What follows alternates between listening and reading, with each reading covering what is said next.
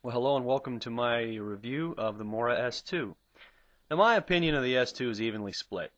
Originally, I was going to add a simple addendum to my review of the number 1, but as my love-hate relationship with this thing grew, I realized this was a totally different knife. On one hand, the S-2 is great. Its larger handle size make it a usable tool with less chance of hand slippage when doing point work, like carving a boat with kids or making a wooden spoon. On the other hand, the laminated steel's brittle. It holds a really good edge, no doubt, but I lost the point on my brand new knife doing very light prying into pine. I wasn't abusing the blade, and it snapped. I was, however, blown away by the edge-holding ability of the S2. After several hours of use, it still shaved if I pushed a little harder and held it at the right angle. In my experience, knives dull quicker than most folks admit, and if I can get a shave off a blade that just did a lot of woodwork, well, that's really good. Now I'm going to roll in some pretty bad cell phone video of the knife in use and an opinion prior to the tip snapping off, then finally my final thoughts after we get home from the trip. Funny how this was going to be a quick addition to the number 1 review, and it's now my longest Mora review. Ah well. Oh hey, by the way, this knife has just been discontinued, so if you want one, you probably ought to get it soon. Okay, go ahead. That's a good knife. Straight through a catfish head. Oh, you forgot to slice their tails. Well, it's too late now. It's not. Still bleed out. When you catch them, you can take some of the strong smell out by cutting their tail off, and it bleeds them like a steer. Oh, you ever Leatherman? You need that.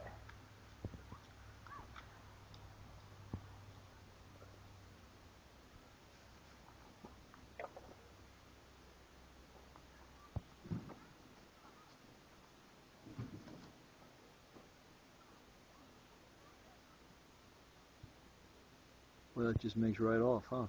Yep. When you only fish it, you can skin.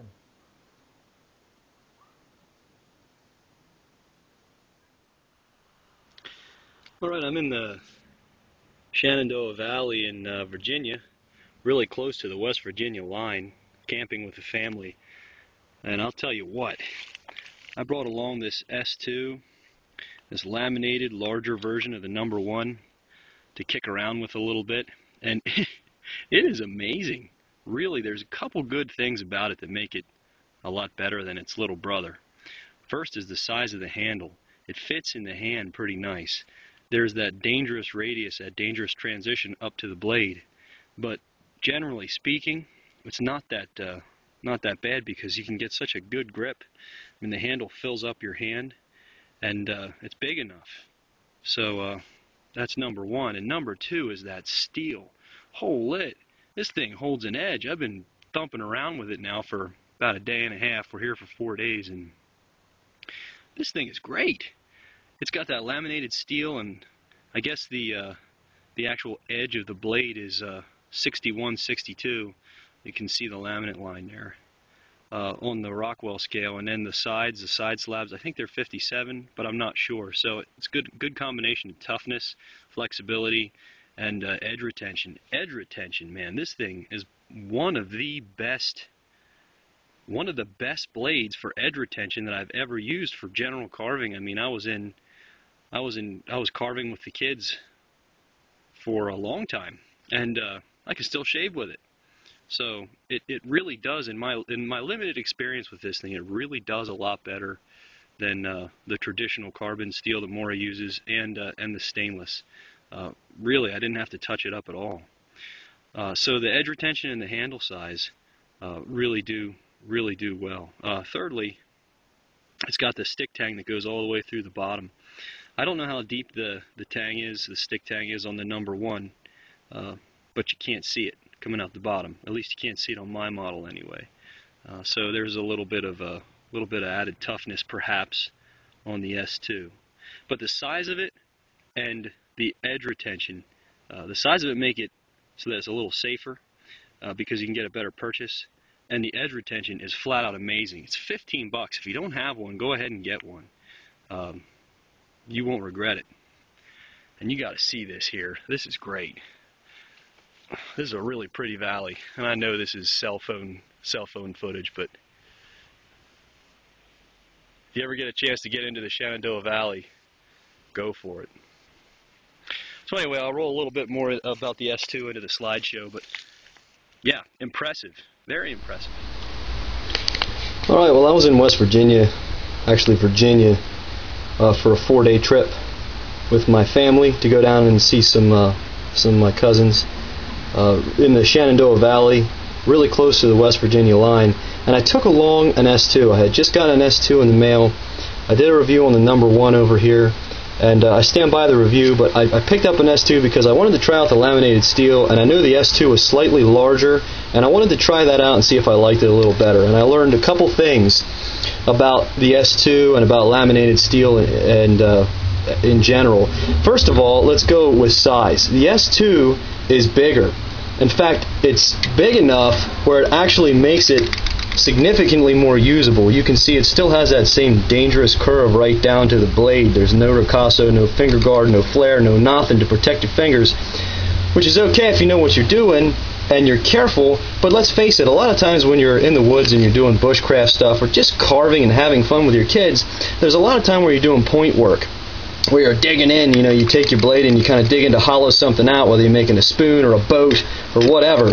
And I learned something about laminated steel that I knew before, but I didn't realize was that crucial. If you can see it there, I don't know if it'll focus or not, but I did lose the tip, and I really wasn't abusing the knife. I was really impressed with its edge retention. I'll probably roll in the video I made in Virginia at the end of this one, after this video that I'm taking right now. But I lost the tip, and I was really disappointed in that. It turns out the 6162 Rockwell hardness steel that's sandwiched between the 57, I think it is. The 57 makes it more flexible, and the 62, they call it crucible steel. I've heard it called that before. I don't know if that's the official name, but I've heard it called that, and it's really, really good at holding an edge. I mean, it works really good. I was very, very impressed. Way better than the typical 1095 and the 12C27. It's better. I mean, I was doing a lot of work with it, and near the end I could still shave with it. I had to work a little harder than when it was new, but man, it held an edge like crazy. But the trade-off then is the brittle blade. It's just, the camera won't focus, but if you could see it, right where the laminate line meets the tip, right where the softer steel marries up to the hard stuff is where it broke. It's just too brittle for tip work. I was disappointed. Like I said, I wasn't abusing it. I wasn't prying like crazy with it.